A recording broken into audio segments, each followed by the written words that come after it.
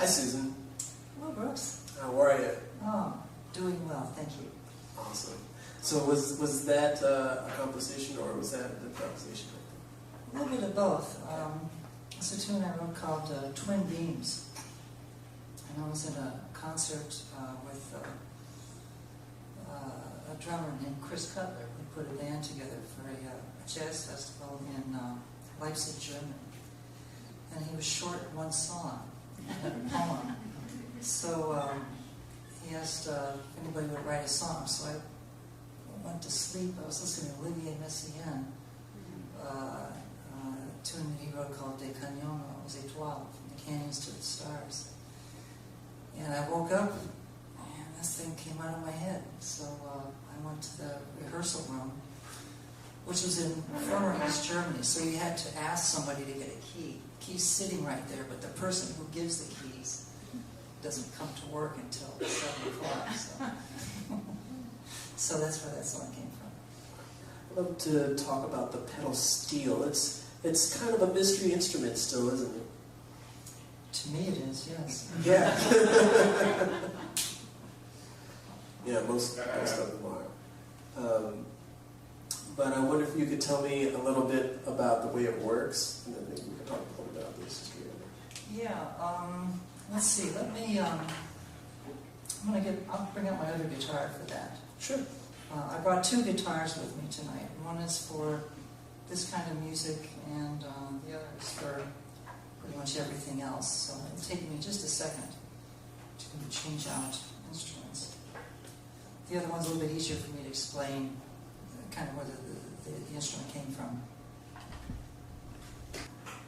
So the name of this instrument is a pedal steel guitar, which is a way of saying it's a steel guitar with pedals. And so originally, nobody's really sure where the instrument, do you want me to go into the history of it? Yeah. Sure, yeah. So nobody's really sure where it came from. Some people think that,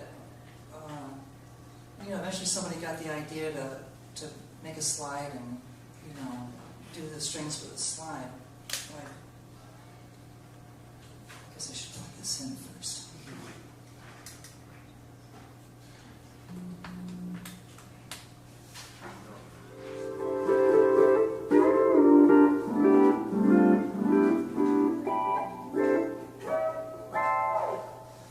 So that's a steel guitar. And then some people think it came from India. It's a kind of a distant descendant of the Vichitra Veena, which was a slide instrument played in ancient India. And that the Portuguese sailors who were in southern India kind of adapted that for the 6-string guitar and took it to Hawaii, and then it all came from there. So you get the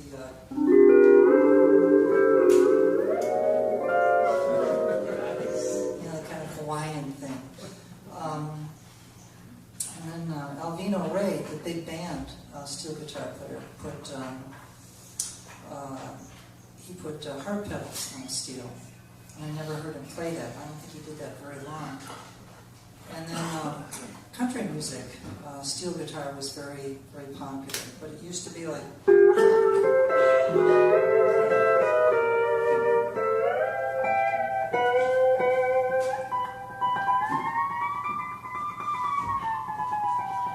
That's kind of what you heard in like the 40s, very early 50s. Western swing. Yeah, sort of. And then somebody got the idea to put one pedal on a steel guitar. And so what it did is it raised 2 of the strings. It raised for those of you who know something about music theory, raised the 3 to the 4 and the 5 to the 6. So it's something like this. Webb Pierce recorded a song called Slowly, which is the first example of music that used the pedal steel. So they had one pedal and would do...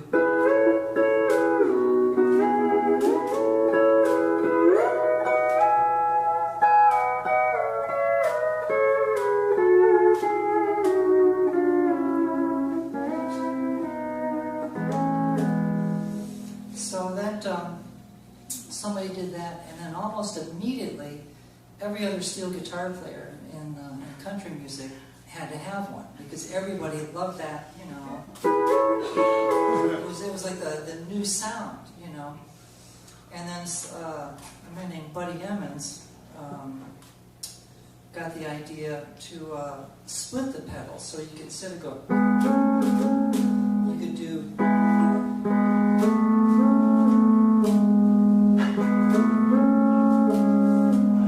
So you get the.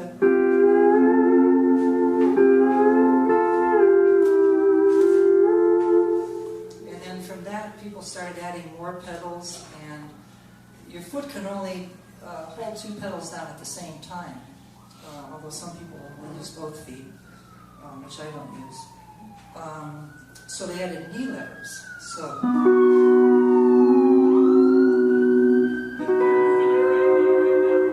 yeah.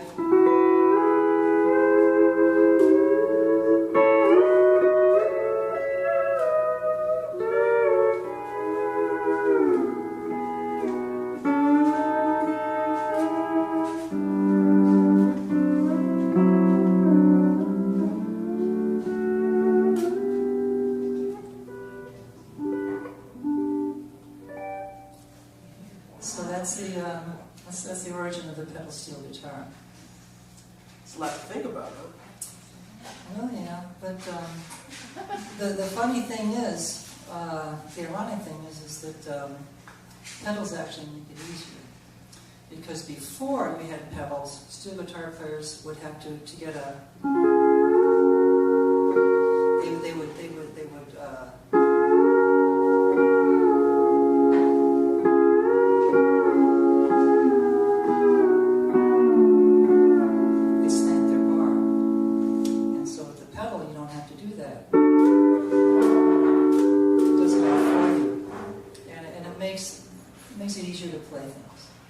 That you can play instead of trying to go all around the guitar trying to find where the notes are. They're usually right where your bar is. Okay, I believe you. I'm going to take some lessons. And just don't yell at me. I don't think you will. Yeah, so you're using all of your limbs kind of like a drummer does. Someone who plays a drum set. Yeah. Everything is kind of... And at the same time, your left hand has the bar that's going up and down, that's sliding, and then your right hand is plucking, and then it looks like with your feet, your left foot is handling the instrument pedals, and then your right foot is on a volume. Is that a volume pedal? Volume pedal, yeah. And then my knees are engaging the knee levers, so yeah. Yeah, it's like going hard. It's like riding a bike, though. Once you learn how hopefully you always know how to do it. It's been a while since I've been. I hope so. So then let's talk about you. So you grew up in a very musical family, right? Well, somewhat, yes. Yeah. We listened to a lot. So they listened to a lot. My mom sang briefly with the Cleveland Symphony Orchestra under Maestro George Sell in, I guess, the very early 50s. My father was like a mime, which was a big deal then. You know, you could sort of mimic the singers and mimic their moves and the dancers, and he was quite the life of the party. But I never got to see him do it because my mom didn't want me to go to these parties. So I grew up with a lot of music. My parents listened to Duke Ellington, the Mills Brothers. But me at the time, you know, growing up during that era, I thought that was the corniest stuff ever, you know. And when the Beatles came out, that was just, you know, there was just something that just sort of hit me. And the girl groups, and doo-wop, and Sheila Clark, and Dusty Springfield, and just, you know, that whole 60s thing. And it wasn't until later that and my mom also listened to a lot of classical music. So it wasn't until I got a little bit older, it was like, oh yeah, this stuff is actually really, really cool. Yeah. So, yeah, it's been quite a journey. Yeah, well, it sounds to me like if they were listening to big band, if they were listening to classical, and they were listening to Thelonious Monk, your ears were a little bit more open than maybe the average kid. Perhaps. Yes. So eventually you started to play music yourself. When did that start? I did. I played guitar, and I sort of wanted to be like Judy Collins or something, you know, but I wasn't much of a singer. And so thankfully for the audiences, I didn't sing too much. And I got very much into blues. Yeah. And I thought I was really good at it. Of course, you know, you're in middle school, you think whatever you do is good. So I thought I played Robert Johnson just like he did. And 5 minutes? yeah. And then I liked all the, you know, the Cream and Jimi Hendrix and that sort of thing. And my family moved to Chicago from Central Florida when I was a senior in high school. And so I would go down into Chicago and see some of the blues bands. And I used to go see Muddy Waters at Alice's Revisited. And I was as close to him as I am to you all. And there was just something about it in his slides, you know, he just had that, there was just like this, you know, just this power, just so much in one note. And so I got very much into bottleneck and slide guitar. And then... Listen to any Elmore James by any chance? Elmore James, yeah. Jimmy Reed. Yeah. You name them, I listened to them. Lightning Hopkins. I moved to Houston later in my life, and he was a big thing. Oh, there. yeah. It's a staple down there. And then I just sort of got into country music. I just sort of started not to like electric music. I guess maybe I took too many drugs or something. It was having an effect. So how'd you? It's not a big jump, but how did you get to country music? I'm sure it had been around a little bit. Yeah, it was. I guess it was slow. I liked the group Poco, and I liked the band. You know, and the band was kind of this amorphous. You know, the term Americana didn't exist back then, but it just had a little bit of everything. Yeah. And a big thing that got me into country music was that I saw someone play a pedal steel guitar, and I thought that was the most beautiful instrument I had ever seen or heard. And I was standing in the back in a bar, and you could just see the bar sort of roll, and it would look like, it didn't even look like it was on strings. It looked like it was sort of suspended in the air, you know, like a theremin or something. And so I just made it my business to go find one and try to learn how to play, which I'm still trying to do. And it wasn't easy back then, because steel guitar players didn't want to most share their tricks. You know, it was theirs, and you want to figure out how to play, you do it on your own. You know. But eventually, I started learning, and I played in bands. And the great steel guitar players that I heard at the time were the country western steel guitar players, and most of them were session musicians. And I, of course, admire them to this day. And what they do is simple, but it's very difficult to play. Yeah, it's very hard to follow. But what's the first country tune you'll play for us? Well, let's see.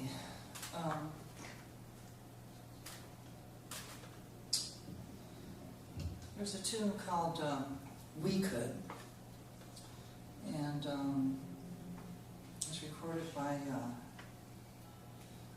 I think Don Gibson, but I'm not sure.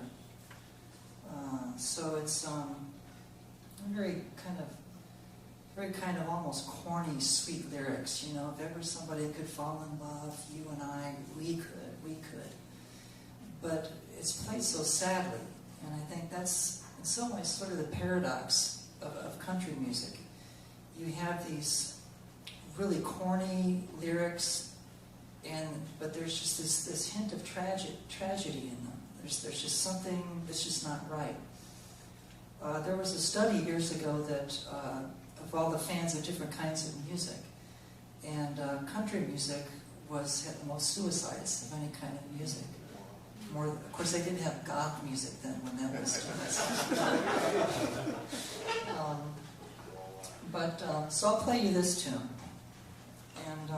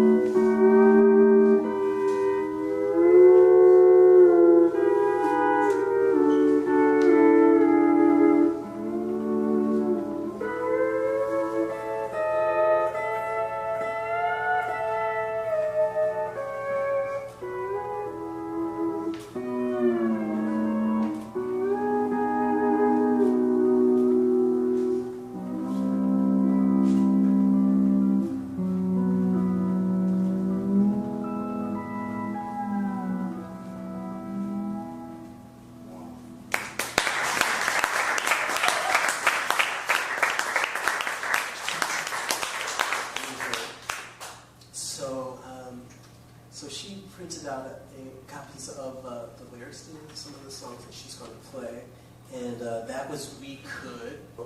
I'll just read them real quickly. If anyone could find the joy that true love brings a girl and boy, we could. We could, you and I. If anyone could ever say that true love was here to stay, we could. We could. You and I. When you're in my arms, I know you're happy. I know you're happy to be there. And just as long as I'm with you, I'm happy anywhere. If anyone could pray each night to thank the Lord, that's all right. We could, you and I. When you're in my arms, I know.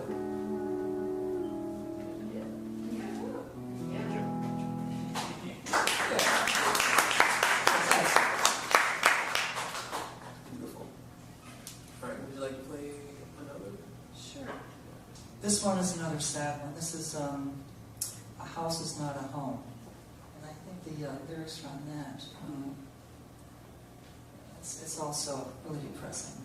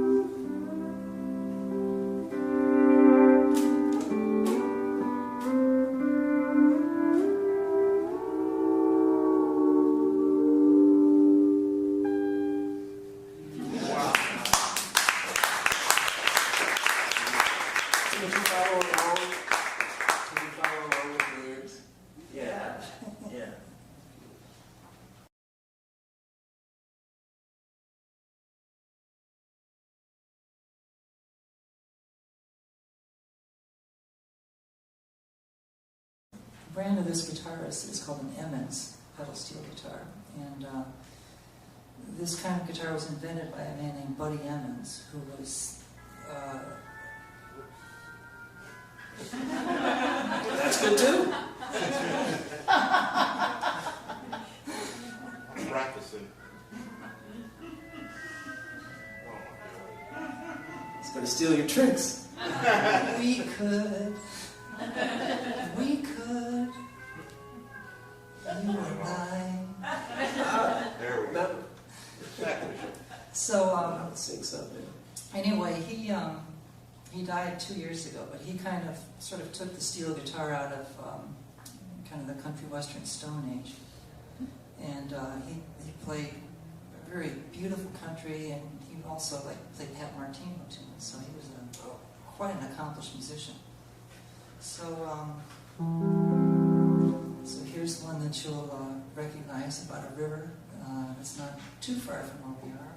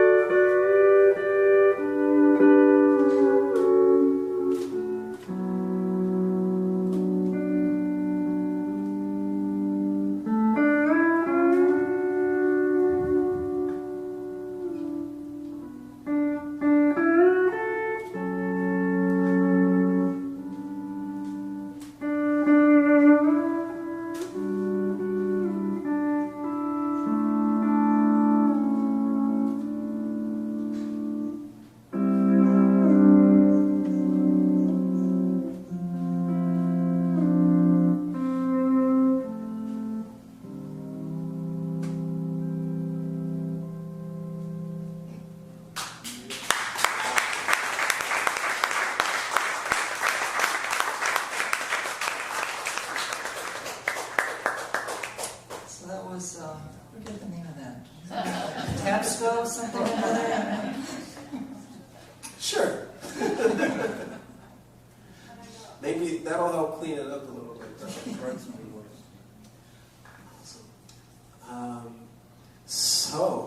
Man, okay, hold on. This is really good. You were playing in a lot of clubs, a lot of what they call honky tonk clubs in Chicago, Texas. in Texas. Okay. Houston. Yeah, mostly. Okay. All right. But there were some interesting business things going on in some of these clubs. There's a lot of weird stuff going on. Yeah. Yeah. I've seen people killed in clubs. Just pretty much everything you can imagine back then. You know, it was kind of a wild. Houston was a pretty. It still is in some ways, although it's a little soggier these days. But it was the oil boom.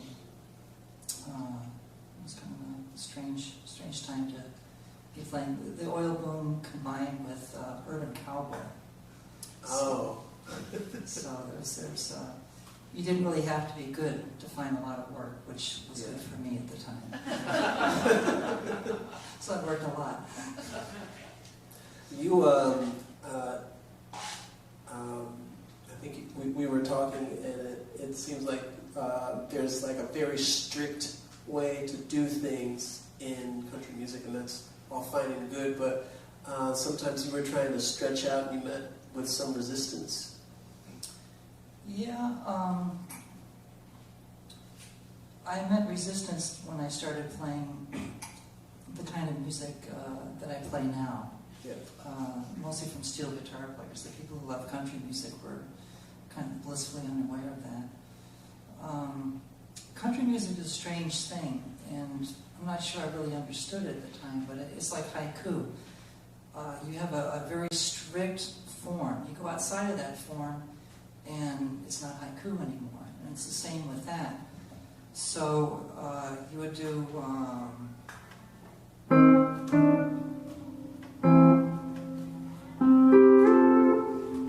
so you'd kick off a song like...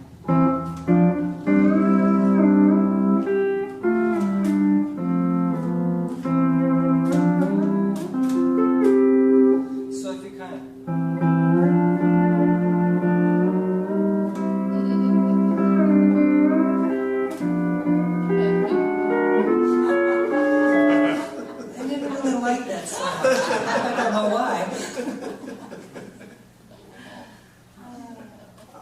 Did anybody like it? I bet not everybody was turned off by it.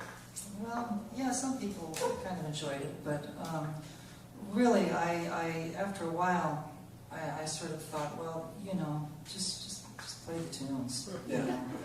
And there's simplicity is not as easy as it looks. That's true.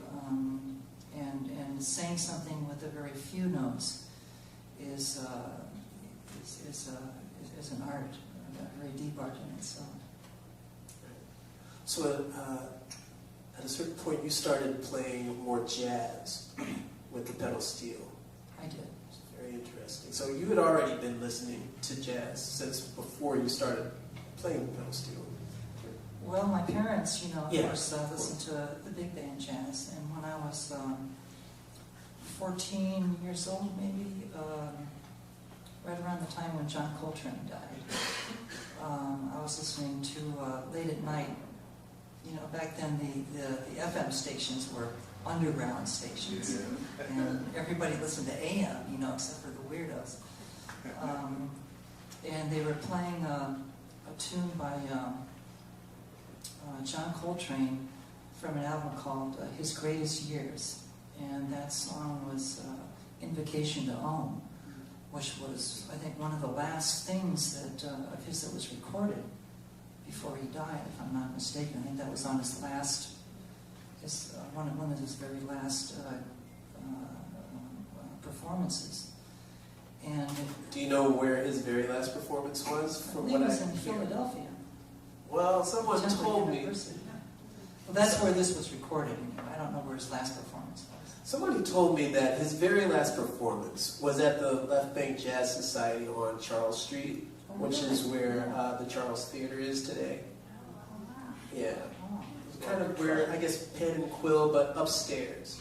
A lot of famous jazz guys played there. They all did. But that's what I hear. I'd like to look into that. Possibly a lie. Possibly a lie? Why do you say it is? Just because people lie about Bob, they take credit for all kinds of things. His last recording was at Temple University in Philadelphia. Oh, okay. I'm sure he played after that, but that's the last time that he was recorded. That I know No of. dispute there. I guess, I don't know. But, yeah,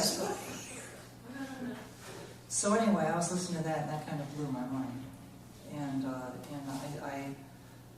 when I was little, I always liked things that were different. You know, my friends all liked the Beatles. I had to like the Dave Clark 5.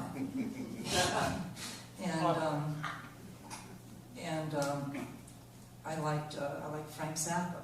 You know, there was just something different that just sort of got in my bones. You know, just a certain kind of dissonance that just sort of I just related to.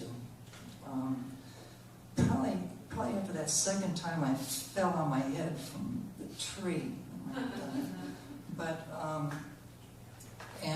Frank Zappa had mentioned that Edgar Varese was one of his idols. So I went and I was in middle school and went out and bought an album of Edgar Varese doing Amérique. And so I was listening to that and Frank Zappa and things just went downhill from there. And then you started playing country music. Yeah, right. So you had all that in you the whole time. Right. So when I played country music, I would do that for gigs and not just like, oh yeah, I'm doing that for money, but what I really like is this. I mean, I like everything. Yeah. And so I was listening to John Coltrane, Albert Ayler. I was listening to, just all kinds of different music. John Cage. So I was doing that and playing country gigs, and I think that's where, I would go out into my car and listen to cassettes between sets, and I listened to Albert Ayler, and then have to go and do the kickoff to Crazy Arms or something, and I thought I was playing it just perfectly, but they noticed something that was different, And that's the thing, when you get an insert style of music, anything that's a little bit different, people notice, and there's like a Taliban for every kind of music, and country music has a very strong one. Do you think, and I don't want to project, so I'm purely asking, do you think that that might have been heightened because you were a woman? Yeah, that could be. Yeah. And being a woman in bands back then, there's a weird dynamic to that. For one, they people who want, there's some people that it doesn't matter. If you play, you can play, and that's what they want.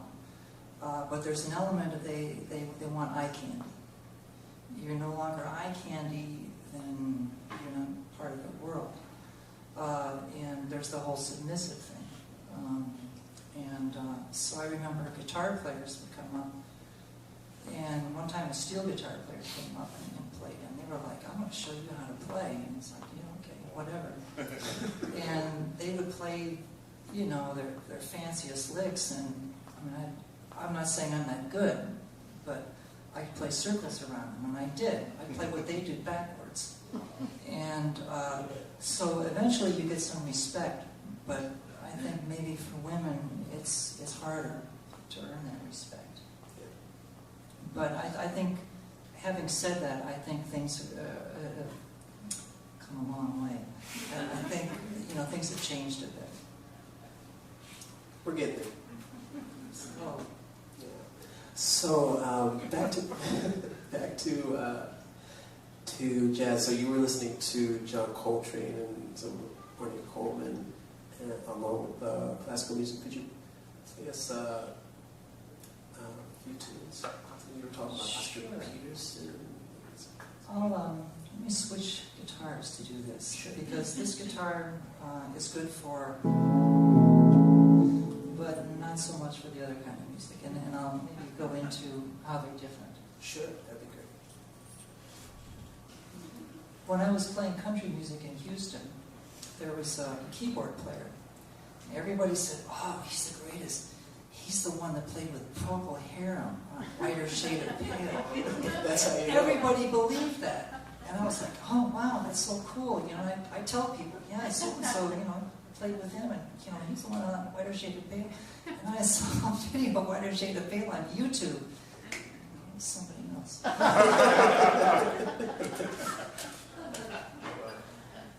So, before I play the, let me go into,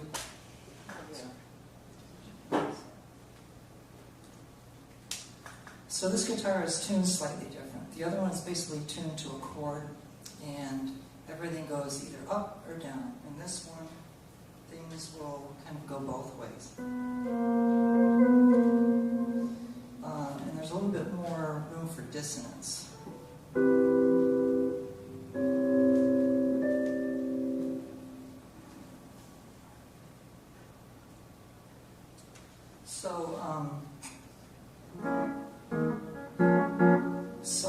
started learning steel guitar tunes, and here's a few of them, just very, very briefly.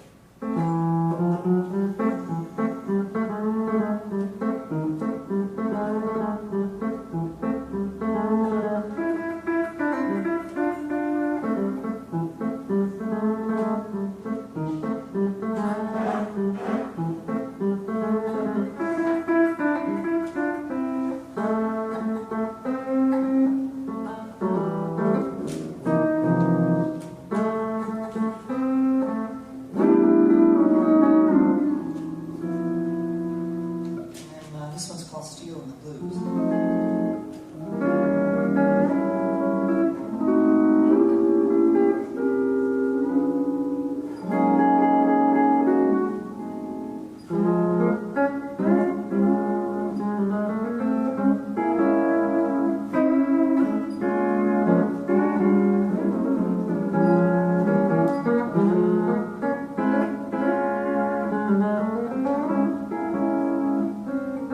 That's the weird stuff. They didn't like that.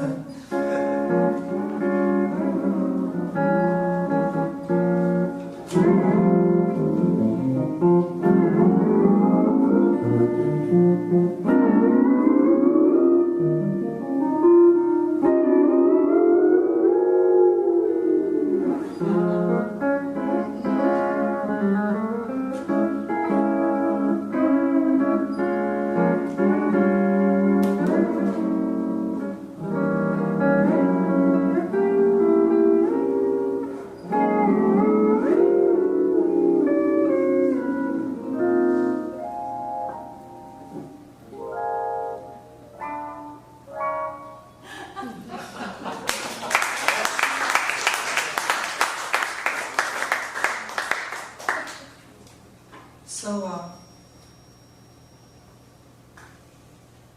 like Brooks said, I listen to a lot of jazz, and so I spent some time doing, real book tunes, and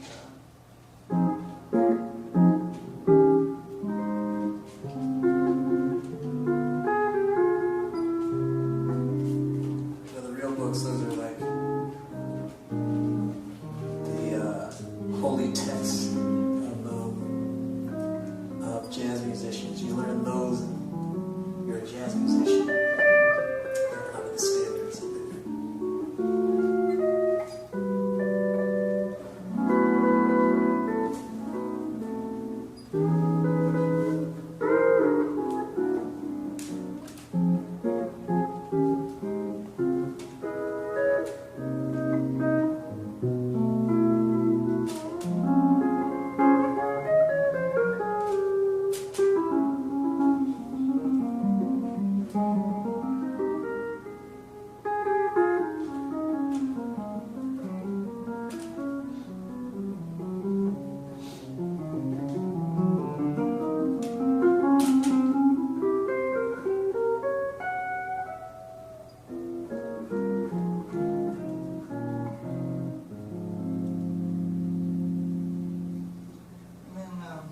What was that?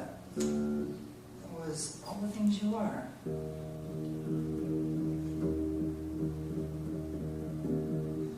And then John Coltrane.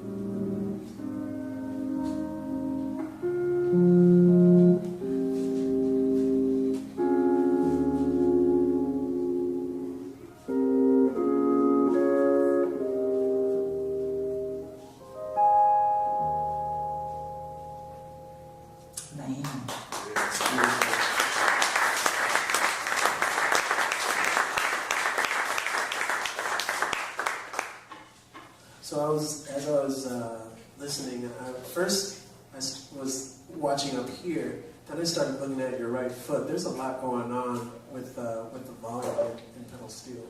The volume pedal is, yeah, it's kind of,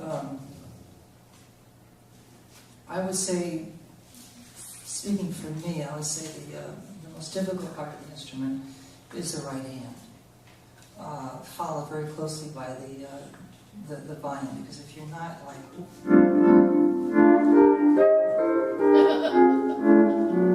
and getting it to not be like that is takes some work. But if you're doing it right, you're really bringing different atmospheres to the notes, to the chords.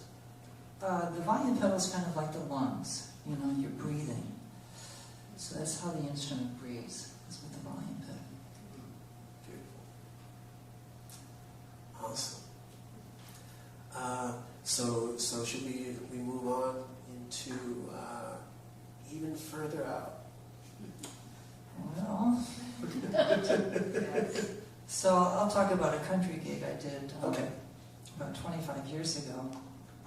And so I was, not listening to the country radio on my way to the gig. I was playing at a bar, a dance hall in downtown Houston. And I was driving up the freeway, and I was listening to the classical station. And the classical station in Houston, as in most places, it's just the old workhorses, Tchaikovsky, Brahms, Beethoven, whatever. But for some reason they were playing Olivier Messiaen's Et expecto resurrectionem mortuorum, which translates as "And I await the resurrection of the dead," which is a piece that he wrote for wind instruments and percussion. And so it was one of those moments where I don't know if any of you all have had this, where you're listening to something on the radio and it grabs you so much you just sort of have to pull over. Yeah. Until I couldn't even drive. So I just pulled over onto the side of the road and waited till it was over, and then got back on the freeway and then went to the club, and there was the rest of the band looking at me like, why are you 15 minutes late to the gig? And of course I had to tell them I was listening to Olivier Messiaen, of course. So I thought, oh, this is such a beautiful, cool tune. I think I can do this. So this was back in the 80s, maybe late 80s, mid 80s, and so I ordered the score. And you couldn't do it online. You had to find a music store or whatever, a place that sold sheet music, and it was like 20 different staves and all different sort of, the baritone clef and all this. And, one was in A flat, one was in D or whatever. And after looking at it, I thought, this is just not going to work. But, I was so full of hubris back then, that kind of hubris of youth. But I kept it in the back of my mind. And I'd always wanted to figure out some way to translate that music to the pedal steel guitar. And so in 2005, I was on tour doing my solo music in Italy, and met up with Alvin Curran, the great composer, and my friend Mike Cooper, who plays sort of this weird sort of Hawaiian guitar. And we were in Rome, Italy, and we attended a concert in tribute to the Italian composer Jacinto Scelsi. And all these different composers had contributed pieces to celebrate his musical life, and Alvin Curran was one of them. And so I came back to Houston where I was living, and I was kind of all fired up, and I thought, you know, I'm going to try this again.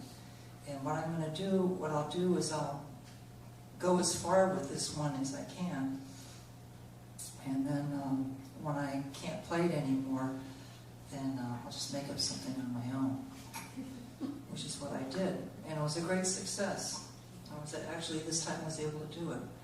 So I was able to play Levier Messiaen's Et Expecto Resurrectum Mortuorum, and then my own.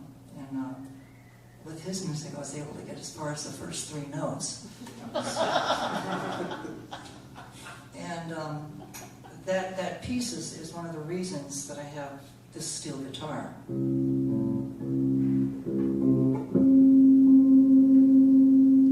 Which doesn't always stay in tune.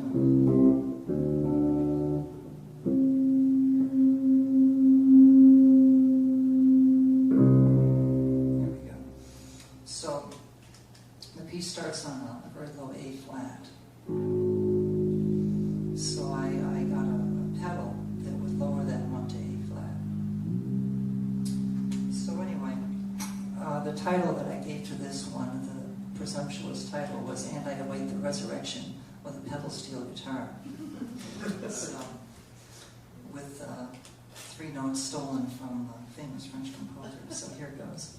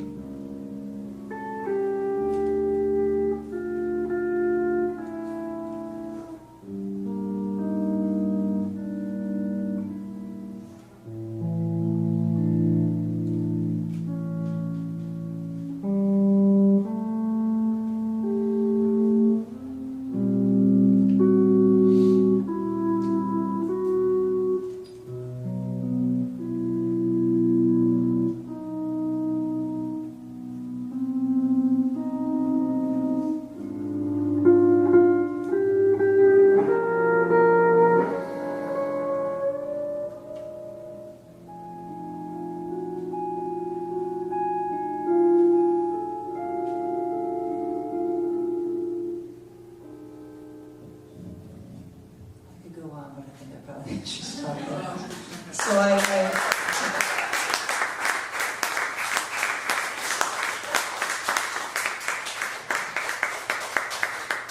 at the end, I went into Tristan and Isolde, Richard Wagner's Tristan and Isolde, and the reason I decided to do that one is I watched the movie Melancholia. Any of you seen that movie? Kind of a not quite a cheery film, but that was the theme music when the world was ending, and it just struck me, and I thought, well, I'm gonna do that one. Yeah. I remember in college when my music professor who's passed away now, he played us that on the piano on Tristan and Isolde, and when he gets to that chord, you know. That, yes. Right, there's like this kind of silent, quiet,